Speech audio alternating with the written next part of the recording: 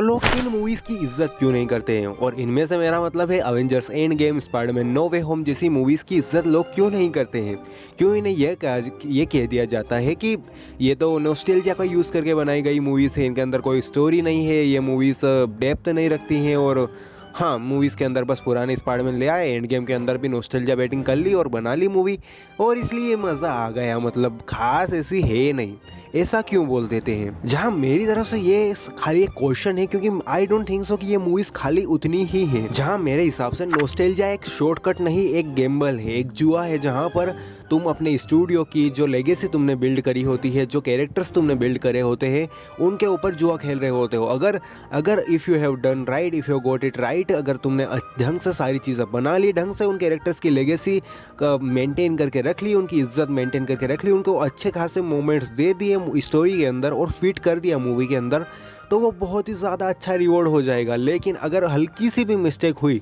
तो फैंस आपकी गांड में घुस जाएंगे, तो वो रिस्क भी है। जहाँ ये नॉस्टैल्जिया बेटिंग का कॉन्सेप्ट या फिर नॉस्टैल्जिया जिस मूवीज़ के अंदर यूज़ किया जाता है, उनको लोग खाली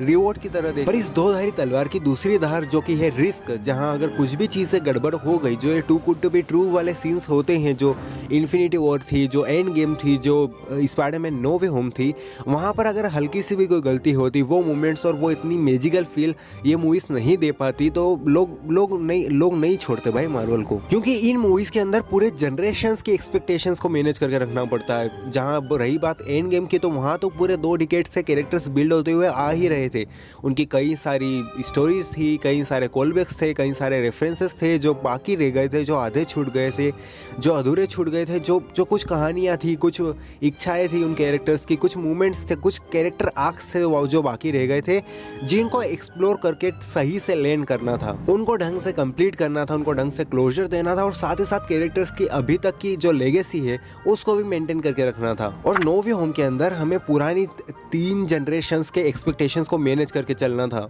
जहां रही बात टोबी मैगवायर की, तो वहां पर जो चीज़ें लूज एंड्स बचे हुए थे, उनके विलेंस का आना, उन विलेंस के साथ में टॉम हॉलैंड का इंटरेक्शंस, फिर बाद में जो इन दोनों का आपस में इंटरेक्शन था, उन विलेंस के साथ में इन दोनों का जो इंटरेक्शंस था, पिछले जो मूवमेंट्स थे, रेफरेंसेस थे, उनका कॉल बैक सही से ऐड करना, टॉम हॉलैंड की स्टोरी के साथ में इन पूरी भसड़ का सेंस बनाना, फिर एंड्रू गारफील्ड की स्टोरी कंटिन्यू करना, वो ग्वेन वाला मूवमेंट उसको देना, और तीनों को स्पाइडरमैन के आपस में जो केमिस्ट्री बनती है, आपस में जो कॉन्टेक्ट बनता है, इनका आपस में जो सीन्स है, वहाँ पर भी हमारी एक्सपेक्टेशंस बहुत ज़्यादा होती हैं कि इनका आपस में इंटरेक्शन ये होना चाहिए, इसको ये बोलना चाहिए, ये इसको ये बोलेगा। और मार्वल ने बिल्कुल ना -1 ना +1, परफेक्ट 0 पे लैंड किया था वो सारी चीज़ों को। जहाँ इस तरह की मूवीज़ तो उल्टा स्पेशल होती है, क्योंकि ये जब मूवीज आती हैं तो वो खाली मूवी नहीं, वो एक एक्सपीरियंस होता है, पूरा एक कल्चरल एक्सपीरियंस होता है, जहाँ पर लोग इकट्ठा होते हैं, पिछले बूढ़े से लेके बच्चे, दादा पोते सब इकट्ठा हो रहे हैं एंड गेम जैसी मूवीज़ के लिए, या फिर नो वे होम जैसी मूवीज़ के लिए, जहाँ पर कोई एज गैप नहीं है, कोई एज ब्रैकेट नहीं है,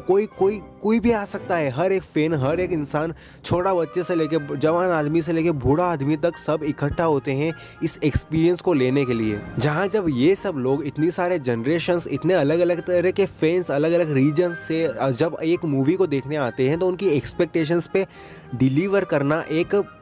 रिस्पॉन्सिबिलिटी होती है, एक बोझ होता है, जिसको अगर कोई भी मूवी ढंग से कर पाती है तो वो अपने आप में बहुत ही ग्रेट मूवी है। जहाँ ये मूवीज़ भले ही रेटिंग्स उतनी ना कमा पाए या फिर कमा ले, लेकिन रिस्पेक्ट जो होती है वो बहुत ज़्यादा कमा जाती है, क्योंकि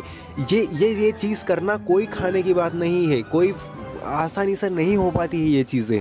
जैसे कि मैंने पहले भी बोला कि ये 2 धारी जितना बड़ा, जितना वास्ट और जितना कल्चरल रिवॉर्ड इनको मिलता है, जितनी अप्रिशिएशन मिलती है, जितने पैसे ये मूवीज़ भर के कमाती हैं, साथ ही साथ उतना ही बड़ा रिस्क भी होता है। ये अदर वे अराउंड भी हो सकता है, मूवी फ्लॉप भी हो सकती है, कैरेक्टर्स की पूरी फ्रेंचाइज की लेगेसी बर्बाद भी हो सकती है, और स्टूडियोज़ की पूरी रिस्पेक्ट जो उन्होंने इतने सालों में कमाई है वो भी लूट सकती है। जहाँ चलो फिर भी मान लो कि ये नॉस्टैल्जिया बेटिंग का कॉन्सेप्ट इतना ही ईजी होता है और इतना ही आराम से कोई भी करके निकल जाता है, और ये तो बस एक हैक है, या फिर ये बस एक मिल गया है स्टूडियो को फॉर्मूला, जहाँ पर ला के भर के बस पैसे कमा सकते हैं, कोई भी इसमें मेहनत, कोई भी क्राफ्ट या फिर कोई भी असल फिल्म मेकिंग इसके अंदर नहीं लगती है, तो उन मूवीज की तरफ देख लेते हैं जो फेल हुई है इस कॉन्सेप्ट को यूज करने में। जहां अगर ये सारी चीजें करना ही इतना ही इजी है तो द फ्लैश के अंदर बेन एफ्लेक का बैटमैन और माइकल कीटन का बैटमैन साथ में आ रहे। जुरासिक वर्ल्ड डोमिनियन के अंदर भी उन्होंने पुराने कैरेक्टर्स पुरानी मूवीज से उठाकर लाए थे ताकि नॉस्टैल्जिया के ऊपर बेच सके। और star Wars the rise of sky walker में तो वो प्योरली इसी चीज के ऊपर जी रहे थे कि पुराने कैरेक्टर्स को लाओ, पुरानी स्टोरी लाइंस को कनेक्ट करो, पुराने रेफरेंसेस मारो, पुराने कैरेक्टर्स लाओ ताकि जैसे तैसे बस मूवी बिक जाए और आगे बढ़े। तो फिर इंडियाना जोन्स और द डायल ऑफ डेस्टिनी के अंदर भी ये चीज़ें क्यों नहीं काम करी? वहाँ पर भी हैरिसन फोर्ड वापस आ रहे थे, एक पुरानी फ्रेंचाइज थी, पुराने एलिमेंट्स भी उठा के डाल रहे थे, वो वहाँ पर भी नॉस्टैल्जिया वेटिंग थी, पर क्यों वहाँ पे काम नहीं किया? अगर इस पूरे कॉन्सेप्ट के अंदर ही क्राफ्ट नहीं है तो may be it's easy to mock something when you already lived its magic, but that doesn't mean it didn't matter। बाकी आप लोगों का क्या कहना है इसके ऊपर? ऐसे लोगों के बारे में क्या कहना है जो इन मूवीज़ को उतनी रिस्पेक्ट नहीं देते, इन मूवीज़ को अच्छी नज़र से नहीं देखते कि मतलब ST SC में बिलोंग करती हैं ये, तो मतलब इनका तो कहीं है ही नहीं, नीची जात की मूवीज़ है, इनको तो बस फॉर्मूला लगा के यूज़ किया हुआ था। तो वो what do you think about them? And अगर वीडियो अच्छी लगी तो वीडियो को लाइक कर देना, अपने दोस्तों के साथ शेयर कर देना, नहीं तो लोग तुम्हारे साथ भी दोगले निकल जाएंगे। नहीं, वो तो पहले से निकल रहे होंगे, तो एज़रा मिलर स्टॉक करने लग जाएगा। बाय।